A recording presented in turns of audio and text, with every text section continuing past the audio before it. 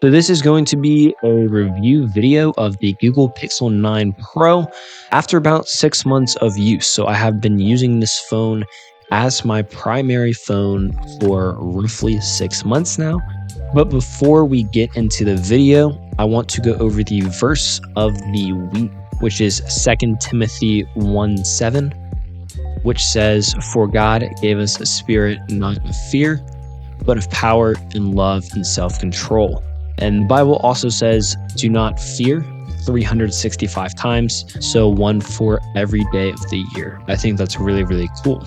All right, so I've been using the Google Pixel 9 Pro as my only phone for the past 6 months. And now that the newness of it has worn off, I have some thoughts. But before we get started, just a quick note. This video is not sponsored or influenced by Google in any way. I bought this phone with my own money, and everything you hear is my honest opinion about this phone. With that out of the way, let's get into it, starting with how the design has held up over time.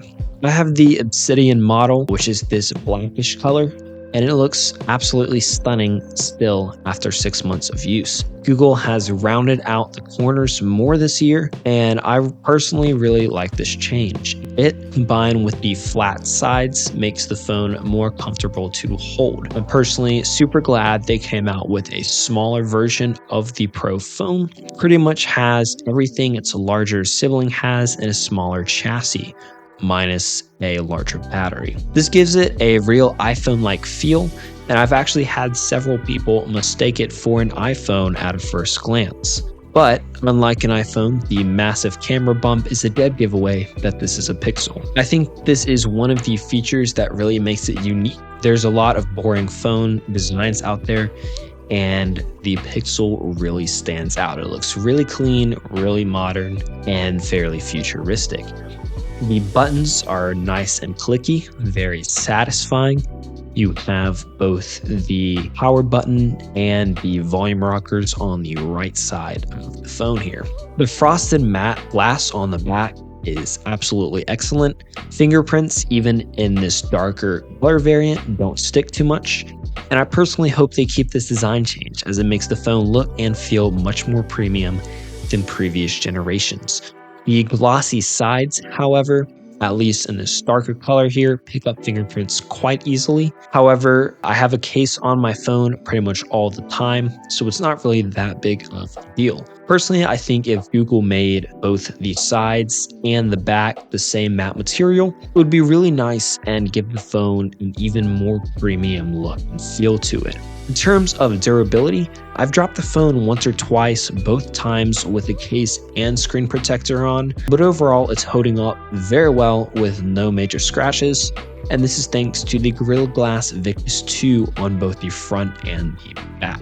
With the display and audio, so 6 months in, and the 6.3-inch LTPO OLED display is still one of my favorite parts of this phone. It's sharp, vibrant, and super smooth thanks to that 1 to 120 Hz dynamic refresh rate. Scrolling feels effortless, and the animations are very clean as well. And the 3000 nit peak brightness on this phone means outdoor visibility is no problem. I've been outside with this phone multiple times, and sending a message and pretty much viewing any kind of content on the phone is not any sort of issue. However, one thing to mention here is the phone has a bit of a hard time sustaining that 3000 nit peak brightness for long periods of time, so you should definitely keep that in mind. Touch responsiveness is excellent as well. Whether gaming or scrolling, everything feels fantastic. So this phone has a 20:9 aspect ratio, which feels a little bit tall for my liking. I've mostly adjusted to it after owning Pixel phones for about the past 2 years now, but the one-handed use is still a little bit tricky for someone with my hand size. In my opinion, if they made this phone a 19:5:9 aspect ratio, it would pretty much be the perfect phone. This is quite similar to the size of the Samsung Galaxy S25 or the iPhone 16. So just a quick thing, there are limited display tuning options. Google's color profiles are fine, but I wish we had more customization settings. The stereo speakers are loud and clear. Don't expect super deep bass, and at max volume, the highs can be a little sharp. So after 6 months, battery life is still fantastic for my use. Android 15 seemed to bring some slight improvements to battery life as well. And with my use, which is fairly light to moderate, this phone is at least a day and sometimes more of use for me. I will often end the day on roughly 30 to 40% battery. My use includes phone calls, messaging, web browsing social media, and playing the occasional game. That being said, if you use the camera a lot or you are a heavy mobile gamer, you'll probably have to charge before the end of the day, and this phone may not be for you. Charging is decently fast in my opinion. It's not slow, but it's not as fast as some of the insane Chinese phones we see today with 80-watt plus charging. The fast charging gets you to about 55% in 30 minutes, but it is slower than some of the competitors. Wireless charging works well. Let's talk about the cameras. Pixel 9 Pro's cameras are still its strongest feature. I'm very impressed even after 6 months of use. On the new Pro models this year, we have a massive upgrade to the front selfie camera, which is now a whopping 42 megapixels as opposed to the 12 we had last generation and in the base 9 model. We also have autofocus here, which makes a huge difference for selfies. Video has also improved over last gen, but it still could be better. You can go up to 8K video with the video boost feature, and this is cool, but I rarely use it. Lens switching while recording is still a little bit choppy as well, so this is something Google could work on, and the stabilization is fantastic. However, I still think Apple does video better.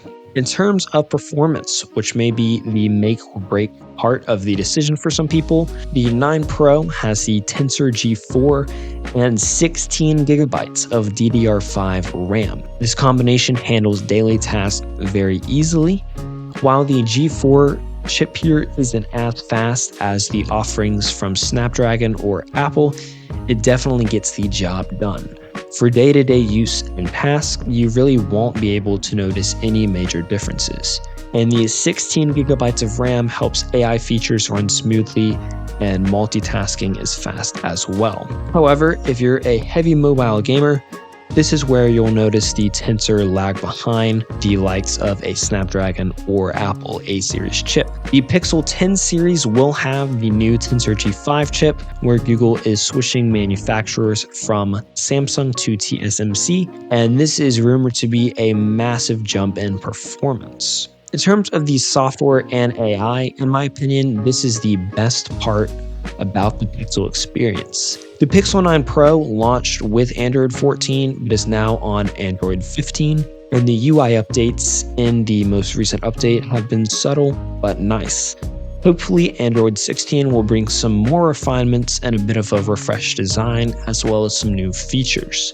Pixel software experience is very clean, smooth, and has pretty minimal bloatware. I absolutely love the look and feel of the OS on this phone. It also has a promised 7 years of OS updates, and hopefully other manufacturers will take after Google in this regard.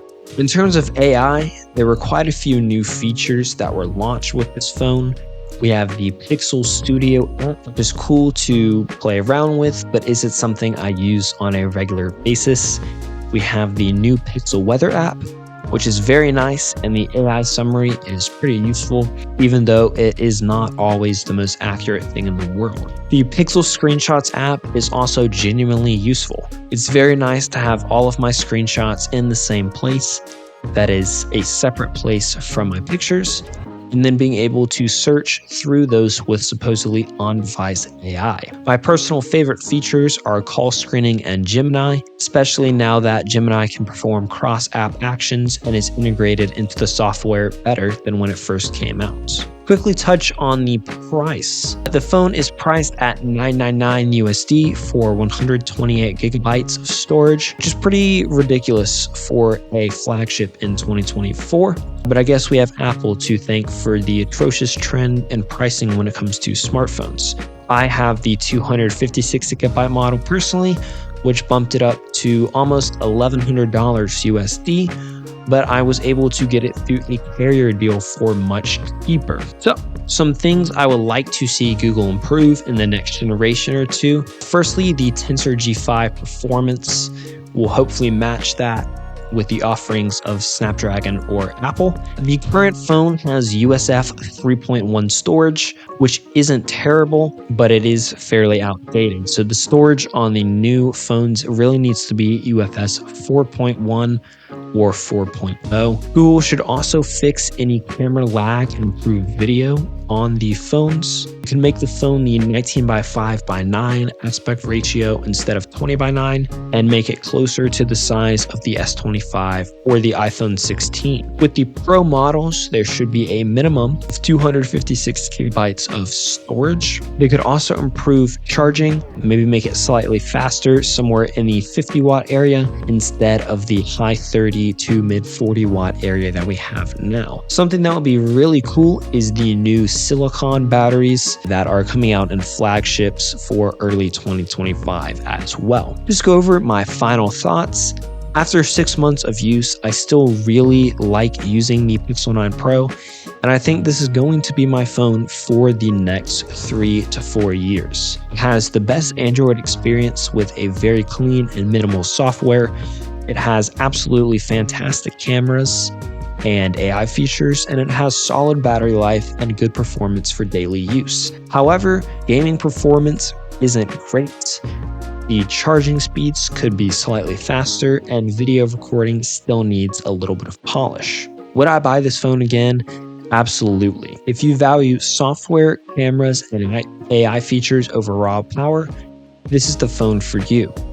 But if you're a heavy gamer or need all-day battery life under heavier use, you may want to wait for the Pixel 10 series or look for other phones. If you enjoyed this long-term review, please drop a like and subscribe for more content like this. Also, let me know your thoughts on this phone in the comments down below, and I will see you in the next one.